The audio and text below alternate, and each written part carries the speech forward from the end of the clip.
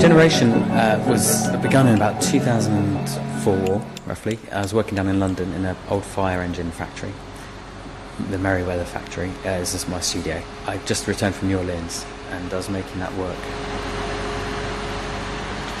I basically came up with some designs which were then reviewed by a kind of internal panel. Before I made Generation, there's some very small scale heads there which were made out of wood and clay and plaster.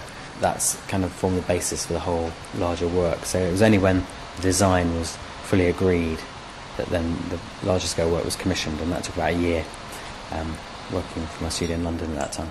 So yeah, my thanks go to One North East for commissioning the work originally.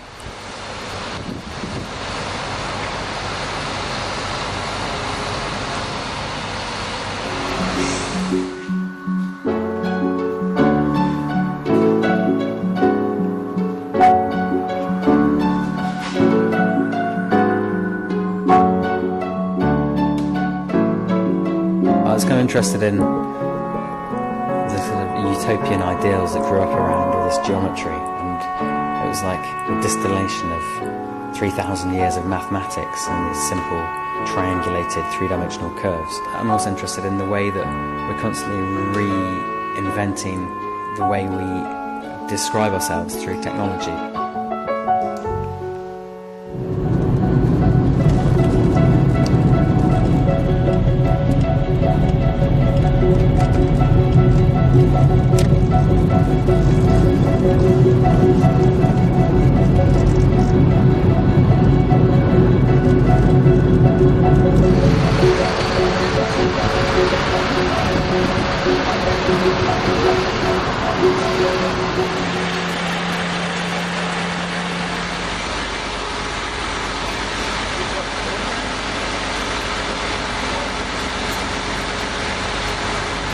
When you start out making sculpture in 3 dimensions, the first thing you're trying to do is make them stand up and defy gravity and actually have a life in the real world as a kind of an animate.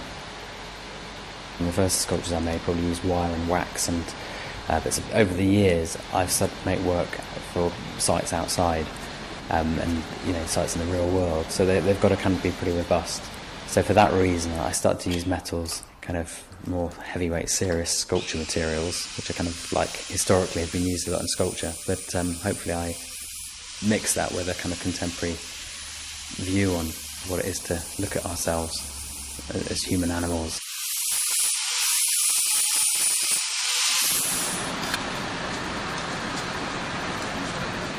There's not one given meaning for them, but the following 2 heads, the stainless steel one and the iron one, resonate with different areas of human endeavour, if you like.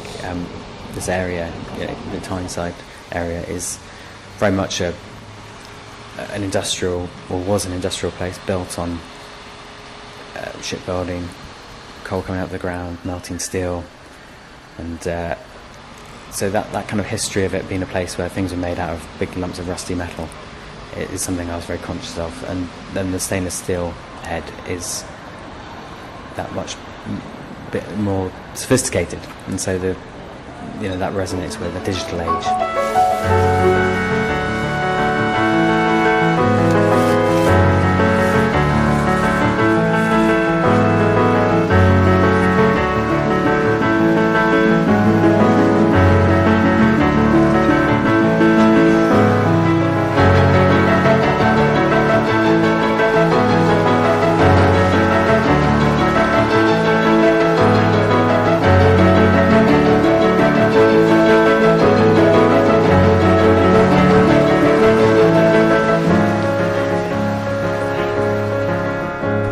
It's strange to be invited back to the place you studied. It's a bit like going back to school. You've kind of been away for 10 years. It's one of those things, isn't it? If your parents like your art, then are you doing it right? You wonder, don't you? So it's a funny thing to be brought back from the place where you trained. But I take it as a compliment, I suppose. That they wanted these pieces for their campus. So it's kind of like accreditation, but then you also, as an artist, that's kind of strange.